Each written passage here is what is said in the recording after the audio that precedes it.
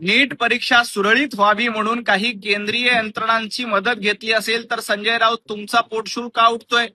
कारण तुम्हाला माहित आहे की या प्रकरणामध्ये काँग्रेसनं महाराष्ट्रामध्ये पेपर फोडला. काँग्रेसचे लागेबंदे असलेले शिवराज मोटेगावकर हा आज जेलमध्ये आहेत, सीबीआयच्या ताब्यामध्ये आहे. तुम्ही या प्रकरणामध्ये काँग्रेसला चकार शब्दांनी प्रश्न विचारत नाहीत, राहुल गांधींना चकार शब्दांनी प्रश्न विचारणार नाहीत. तुमच्यात हिंमत असेल तर मोठेगाव प्रकरणामध्ये राहुल गांधी यांना जाब विचारा आणि मग भारतीय जनता पार्टीवर टीका करा. भारतीय जनता पार्टीचा आणि या पेपर फुटी प्रकरणाचा काहीही संबंध नाही. विधान परिषदेच्या निवडणुकीमध्ये आपलं अस्तित्व संपलेलं आहे हे संजय राऊतांनी मान्य केलं, त्याबद्दल त्यांचं मनापासून अभिनंदन. ज्या पद्धतीनं महाराष्ट्रातल्या जनतेनं महापालिका जिल्हा परिषदेच्या निवडणुकीमध्ये तुम्हाला भोपळा दिलाय, आता हा भोपळा मिळाला आणि या भोपळा हाती घेऊन आता काही होणार नाही हे एक प्रकारे संजय राऊतांनी मान्य केलंय. जरा हर्षवर्धन सपकाळांना देखील संजय राऊतांनी सांगावं की आपल्याला भोपळा मिळालाय आणि हा भोपळा स्वीकारण्याची तयारी ठेवा. संजय राऊत असं म्हणाले की त्यांना खुमखुमी असेल तर लढू द्या. संजय राऊत, काँग्रेसची खुमखुमी देखील जिरलेली आहे, तुमची खुमखुमी देखील जिरलेली आहे. आता संजय राऊतांनी मान्य केलंय की आम्ही पुढच्या 5 वर्षाच्या निवडणुकांची तयारी केली पाहिजे, आता कुठलीही निवडणूक लढली नाही पाहिजे.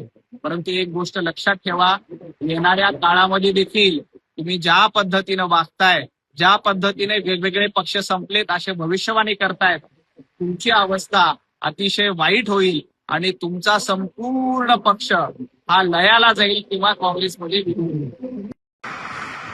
नीट प्रकरणामध्ये विद्यार्थ्यांचं मानसिक संतुलन बिघडलेलं नाही. संजय राऊत, तुमचं मानसिक संतुलन बिघडलंय. जे काही अड्डे होते त्याच्यावर सर्जिकल स्ट्राईक करण्याचं काम हे महाराष्ट्र सरकारनं केलं, केंद्र सरकारनं केलंय. त्यामुळं या प्रकरणामध्ये कुठेही मुख्यमंत्री असतील किंवा केंद्रीय मंत्री असतील आपली जबाबदारी झटकत नाहीत, तर त्यांच्यावर कारवाई करण्याची हिंमत दाखवली जाते, सर्जिकल स्ट्राईक करण्याची हिंमत दाखवली जाते. तुम्ही मात्र निराशेच्या गर्दीत गेल्यात आणि वैफल्यग्रस्त झालात, हे पुन्हा एकदा सिद्ध झालंय. यांचा पक्ष संपणार, त्यांचा पक्ष बुडणार, यांचा पक्ष भाजपात विलीन होणार ही भविष्यवाणी संजय राऊतांनी बंद केली पाहिजे. महाराष्ट्रातल्या जनतेनं तुमचा पक्ष संपवलाय, त्याकडे लक्ष द्या. राहुल गांधींकडनं तुम्ही सुपारी घेतली की येणाऱ्या काळामध्ये उभाटा गट हा काँग्रेसमध्ये विलीन केला जाणार आहे. त्यामुळं काँग्रेसमध्ये उभाटा गट विलीन करण्यासाठी संजय राऊत तुम्ही प्रयत्न करतायत हे देखील महाराष्ट्रातल्या जनतेनं ओळखलेलं आहे.